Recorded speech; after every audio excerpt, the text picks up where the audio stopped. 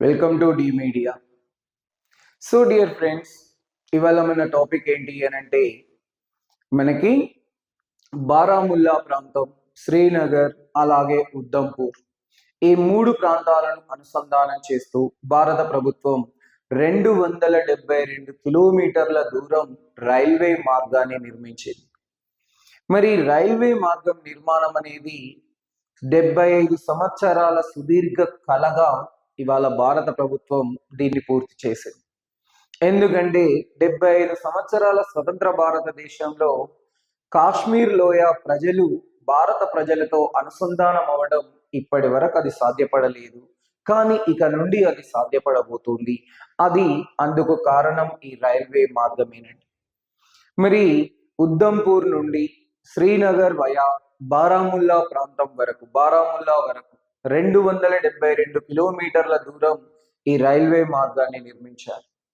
మరి ఈ రైల్వే మార్గం అత్యంత భౌగోళికంగా అత్యంత విశిష్టమైన ప్రాంతం ఇది. -40°C ఉష్ణోగ్రతలు కలిగిన ప్రాంతం. మన ఉష్ణోగ్రతలని, అక్కడి వాతావరణాన్ని, అక్కడి సంక్లిష్టమైన భౌగోళిక పరిస్థితులని తట్టుకొని అక్కడి రైల్వే మార్గం నిర్మాణం చేపట్టడమే కాదు, దాన్ని విజయవంతంగా ముందుకు తీసుకువెళ్ళే ప్రక్రియ కూడా ప్రారంభమైంది. కాబట్టి భారతదేశంలోనే అంతర్భాగంగా ఉన్న జమ్మూ కాశ్మీర్ ప్రజలు భారతీయులను ఒక విదేశీయులుగా, భారతదేశం ఒక పరాయి దేశంగా మొన్నటి వరకు ఉగ్రవాదుల చేత ప్రభావితమై భారతదేశాన్ని దూషించే పరిస్థితులు మనం అక్కడ చూసేవాళ్ళం. కానీ ఇవాళ భారతీయులతో జమ్మూ కాశ్మీర్ ప్రజలు అనుసంధానం అవ్వడానికి, అలాగే జమ్మూ కాశ్మీర్ ప్రజలతో భారతీయులు మమేకం అవ్వడానికి సో ఎంతగానో తోడ్పడబోతుంది ఈ ప్రాజెక్ట్. కాబట్టి మరి ఈ రైల్వే మార్గాన్ని 8 బోగీలతో వందే భారత్ ఎక్స్ప్రెస్ రైల్ని ఇక్కడ ప్రవేశపెట్టబోతున్నారు. మరి వందే భారత్ ఎక్స్ప్రెస్ రైల్ కేవలం 8 బోగీలు మాత్రమే ఉంటుంది. ఎందుకంటే అక్కడున్న టెంపరేచర్, అక్కడున్న భౌగోళిక సంక్లిష్టతల దృష్ట్యా దాన్ని ప్రత్యేకంగా ఏర్పాటు చేయటం జరిగింది. మరి ఈ యొక్క విశిష్టమైన ప్రాజెక్ట్, దీని యొక్క ప్రత్యేకతలు ఏంటి? ప్రపంచంలోని అత్యంత ఎత్తైన రైల్వే వంతెన చీనాబ్ నదిపై నిర్మించారు. అది ఈ ప్రాజెక్టులో భాగంగా నిర్మించారు.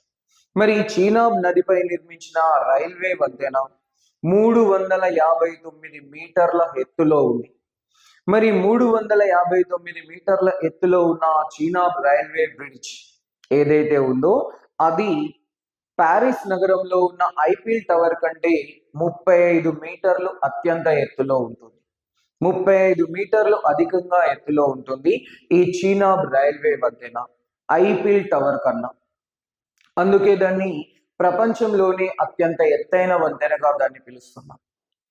అలాగే ఇక ఈ 272 కిలోమీటర్ల సుదీర్ఘ రైల్వే మార్గంలో 38 టన్నెల్స్ నిర్మాణం చేపట్టారు, సొరంగ మార్గాలు. మరి 38 టన్నెల్స్ నిర్మాణం చేపట్టి సొరంగాలను నిర్మించి అందులో అత్యంత పొడవైన సొరంగం T49. మరి T49 సొరంగ మార్గం ఆల్మోస్ట్ కిలోమీటర్ కంటే ఎక్కువ దూరం ఉంటుంది. ఇక ఈ మొత్తం 38 టన్నెల్స్ మొత్తం పొడవెంత అంటే 12.7 కిలోమీటర్లు. 12.7 కిలోమీటర్లు. కాబట్టి 12.7 కిలోమీటర్ల దూరంలో పొడవులో 38 టన్నెల్స్ నిర్మాణం చేపట్టారు. అలాగే 927 వంతెనలు అంటే బ్రిడ్జిల నిర్మాణం చేపట్టారు.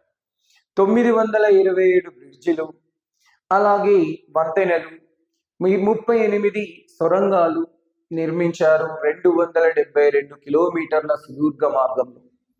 కాబట్టి ఇన్ని విశిష్టతలు కలిగిన ఈ యొక్క రైల్వే మార్గం 19th ఏప్రిల్ 2025 గౌరవ శ్రీ నరేంద్ర మోడీ గారు, ప్రధానమంత్రి గౌరవ శ్రీ నరేంద్ర మోడీ గారి చేతుల మీదుగా ప్రారంభించబోతున్నారు. నిజానికి ఇది యావత్ భారతదేశం గర్వించదగిన ప్రాజెక్ట్. ఎందుకంటే మన దేశంలో అంతర్భాగమైన ఒక భూభాగం మనకు చాలా సుదీర్ఘంగా ఉండిపోయింది ఇన్ని రోజులు.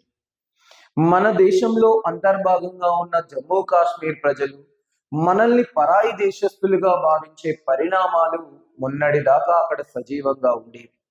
కానీ ఇవాళ జమ్మూ కాశ్మీర్ ప్రజలు భారతీయులతో మమేకం అవడం, భారతీయులు జమ్మూ కాశ్మీర్ ప్రజలతో అనుసంధానం అవ్వడానికి ఈ రైల్వే వంతెన ఎంతగానో తోడ్పడనుంది. కాబట్టి ఈ సుదూరమైన స్వప్నాన్ని పూర్తి చేయగలిగిన భారత ప్రభుత్వానికి కృతజ్ఞతలు తెలియజేస్తున్నా. మరి ఆ సుదూర స్వప్నం ఎప్పుడు నెరవేరుతుంది అంటే 19th ఏప్రిల్ 2025న ఈ ప్రాజెక్ట్ ని ప్రారంభించడం జరుగుతోంది. ఆ రోజు నుండి రైల్వే మార్గం అందుబాటులోకి వస్తుందండి. సామాన్య ప్రజలకి రైల్వే మార్గం అందుబాటులోకి వస్తుంది ఇక్కడ. ఓకే, సో ఈ ఇన్ఫర్మేషన్ మీకు నచ్చితే మా ఛానల్ని సబ్స్క్రైబ్ చేయండి, లైక్ చేయండి, అలాగే షేర్ చేయండి. Thank you.